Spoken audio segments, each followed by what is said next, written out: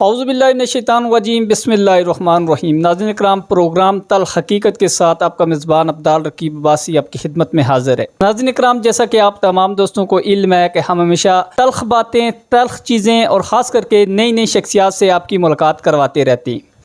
नाज़रीन इकराम, इस वक्त हम मौजूद है वफाकी दारुल हुकूमत इस्लामाबाद में, और आज जो हमारे साथ शख्सियत मौजूद है किसी तारफ़ के मोहताज नहीं, नौजवान जर्नलिस्ट हैं हमारे साथ बिलाल अब्बासी, जो कि आजकल उर्दू पॉइंट से मुंसलिक हैं। आज इनसे हम, क्योंकि मुल्की सियासी सूरत-ए-हाल पर इनकी गहरी नज़र होती है, इनसे आज बात करते हैं। अस्सलाम वालेकुम। वालेकुम सलाम। आपसे मौजूदा जो इंतखाबात हो रहे हैं मुल्क में, 8 फरवरी को इंतखाबात का जो पोलिंग डे का दिन तयन किया गया है, तो आप क्या समझते हैं पाकिस्तान तहरीक इंसाफ को टारगेट किया जा रहा है? पाकिस्तान तहरीक इंसाफ के जो लीडर हैं उनको पकड़ा जा रहा है, और क्या ये फ्री एंड फेयर इलेक्शन होंगे? देखें अब्दाल साहब, आज इलेक्शन कमीशन में कागजात नामजदगी जमा करवाने के लिए जो आखिरी तारीख थी, हम भी मौजूद थे वहाँ पर। आज इस कदर रश नहीं थी, लेकिन पाकिस्तान तहरीक इंसाफ की जो आप बात कर रहे हैं, पाकिस्तान मुस्लिम लीग नून, पाकिस्तान पीपल्स पार्टी, जमीयत उलमा इस्लाम, इस्तेहकाम पाकिस्तान पार्टी के तमाम पार्टीज़ के लोग अपने झंडे उठाकर हज़ारों कारकुनान या सैकड़ों कारकुनान के साथ आते हैं। लेकिन पाकिस्तान तहरीक इंसाफ के जो वकला हैं वो आकर कागजात नामजदगी जमा करवाते हैं, उनको भी ख़तरा होता है कि गिरफ़्तार ना कर लिया जाए। आज हमारे एक दो दोस्त मौजूद थे इस्लामाबाद में, कागजात नामजदगी जमा करवाने आए। मैंने उनसे पूछा, उन्होंने कहा जी इधर ही रहना, वापसी जाते हुए हमें देखना। लेकिन पाकिस्तान तहरीक इंसाफ के साथ जो हो रहा है, it is not true, it is not fair. और कैसे हम कह सकते हैं कि इलेक्शन फेयर होंगे? देखा जाए तो कागजात नामजदगी छिन रहा है, लेकिन ये अलमिया है हमारे मुल्क का कि इलेक्शंस हो जाते हैं लेकिन मानता कोई नहीं है। कभी इमरान खान की सूरत में, कभी पीडीएम की सूरत में इलेक्शन के नताइज मानने को कोई तैयार नहीं होता।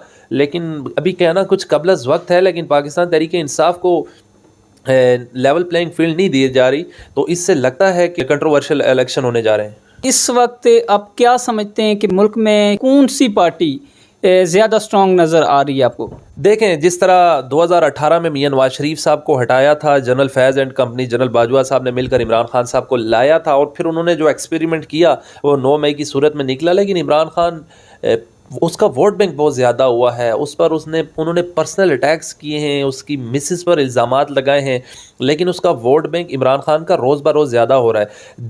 जो आपको बता रहा हूँ, खान साहब को जैसे 18 में लाया गया था और मियां नवाज शरीफ को हटाया था, नायल किया था, पार्टी सदारत से हटाया था, यही कुछ इमरान खान साहब के साथ हो रहा है। अब बल्ले का निशान भी इलेक्शन कमीशन ने ले लिया उनसे, तो अभी तो दिख रहा है जैसे मियां नवाज शरीफ साहब को इस्लामाबाद हाई कोर्ट से रिलीफ मिला है, और रिलीफ विद इन मिनट्स मिला है जी। मैं आपको बताऊं, मैं बैरिस्टर गौहर साहब जिस दिन चेयरमैन बने, मैं उनके घर गया तो पीछे पता चला जी मियां नवाज शरीफ लजीजिया रेफरेंस में वो उनकी जो नायली थी वो ख़त्म हो गई है, इक्विटल हो गए हैं।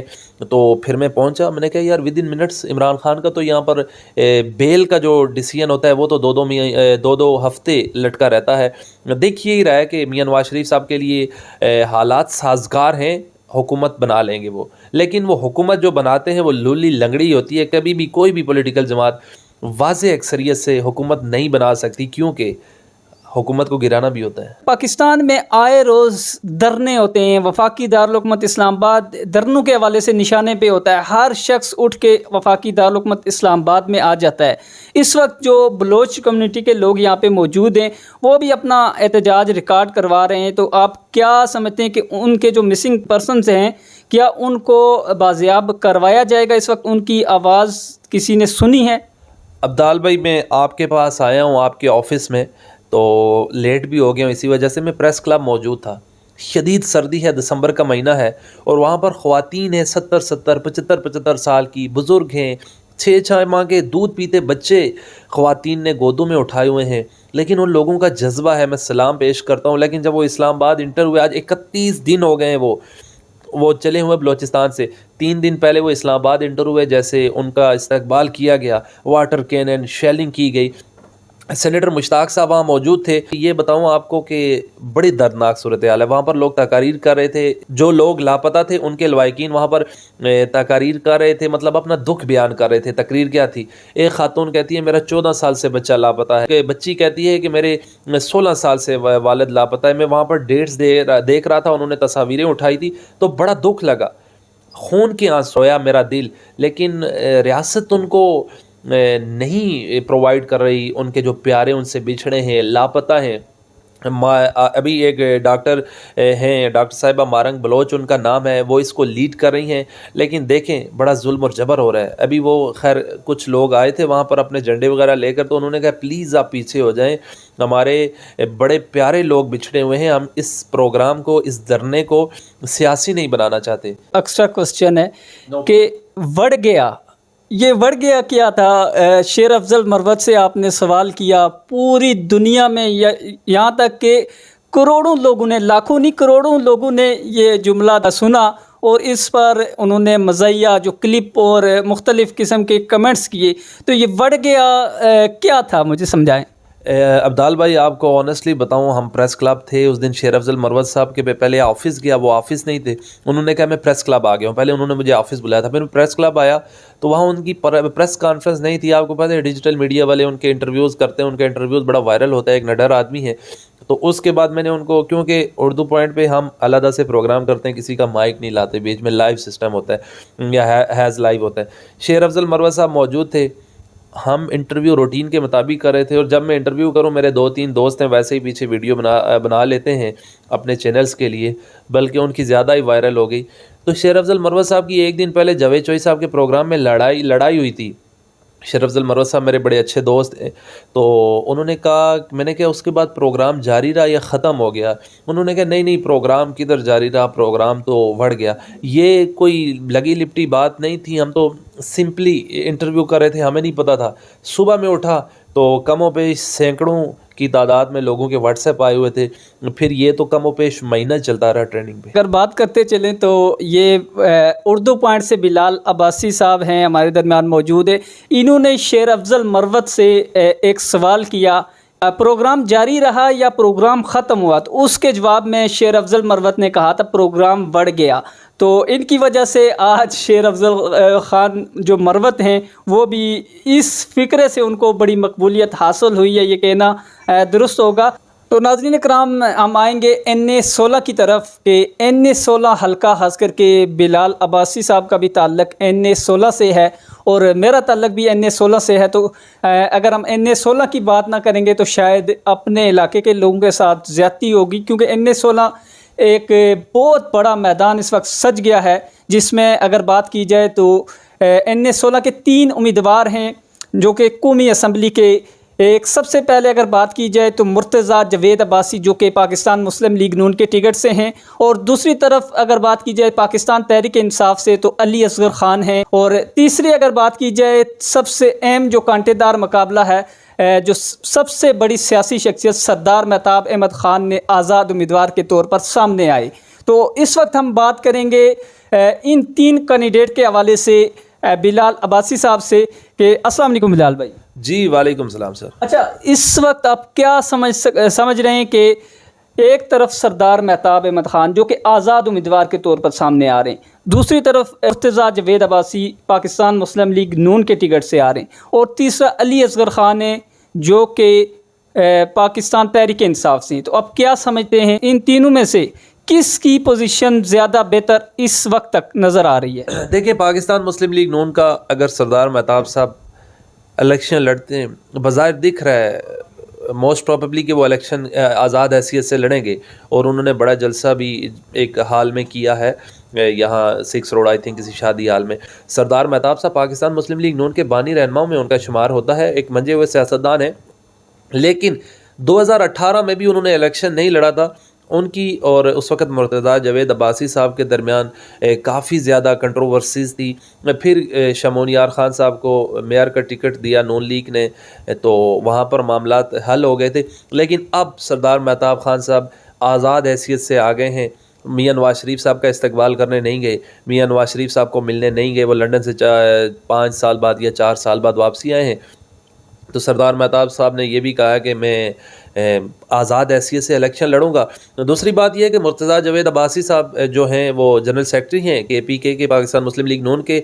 उनके जो अच्छे रवाबित हैं ना, वो कैप्टन सफदर साहब से हैं, मरीम नवाज़ साहिबा से हैं, तो मरीम नवाज़ साहिबा करती धरती हैं पार्टी के, तो मुर्तज़ा जावेद अब्बासी साहब पेश भी रहते हैं पार्टी के सारे मामलात में। टिकट तो मुमकिन तौर पर उनको ही मिलेगा, बल्कि वो उस कमेटी में भी हैं जो टिकट्स देगी। सरदार मुर्तज़ा जावेद अब्बासी साहब उस पार्लिमानी कमेटी में भी हैं जिसको मियां नवाज शरीफ ने सेलेक्ट किया है कि ये टिकट्स वगैरह देगी। मुर्तज़ा साहब को टिकट मिल जाएगा।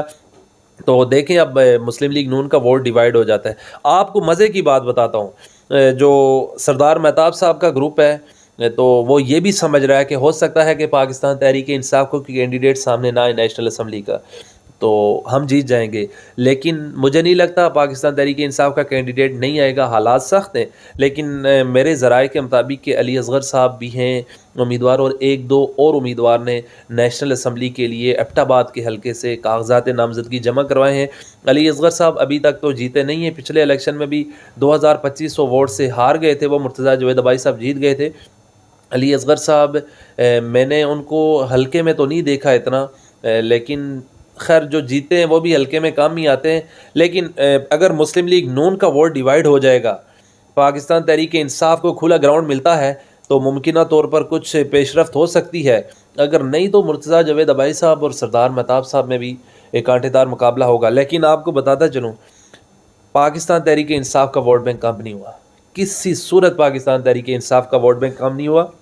बल्कि आपने प्लाक में जलसा देखा, कितनी रुकावटों के बावजूद उन्होंने जलसा किया। फिर उसके बाद उन्होंने मेरा बिरोड के मकाम पे जलसा किया, कितनी रुकावटों के बावजूद किया। बल्कि उन्होंने हथकड़ियाँ लगी हुई थी और ऐसे लहरा रहे थे और फ़ख्र महसूस कर रहे थे कि हम जलसा किया है। और बेशक हमारे पे पर्चे हुए हैं, बाकायदा कुछ लोग वीडियोस डाल रहे थे जिनको गिरफ़्तार किया गया था। वो कह रहे थे नो प्रॉब्लम, हमें जितना गिरफ़्तार करना है लेकिन हम जलसे करेंगे।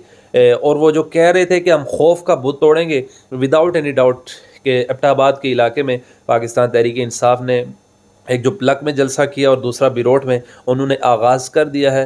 पुलिस बहुत बड़ी तादाद में मौजूद थी जब इनका बिरोट में जलसा हुआ, और उस दिन मैं अचानक अपने गांव गया तो वहां पर पुलिस के डीएसपी साहब थे, एसएचओ थे। और मैं जब मरी से रवाना हुआ तो वो एबटाबाद वाली पुलिस वहां से भी बाइक्स और गाड़ियों में आ रही थी। लेकिन उन्होंने जलसा कर लिया, उस ग्राउंड में नहीं किया, दूसरी जगह कर लिया। प्लक में भी इसी तरह 2 जगह उन्होंने जलसा किया, एक को इस तरफ रोक दिया, दूसरों को दूसरी तरफ रोक दिया पुल से।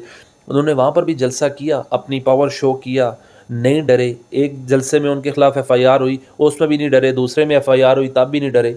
खौफ का बुत उन्होंने तोड़ दिया है। लेकिन मुकाबला तगड़ा होगा, कांटेदार होगा। हमारे साथ मौजूद थे बिलाल अहमद अब्बासी, जो कि आजकल उर्दू पॉइंट से जो है अपनी खिदमात जो है वो सर अंजाम दे रहे हैं।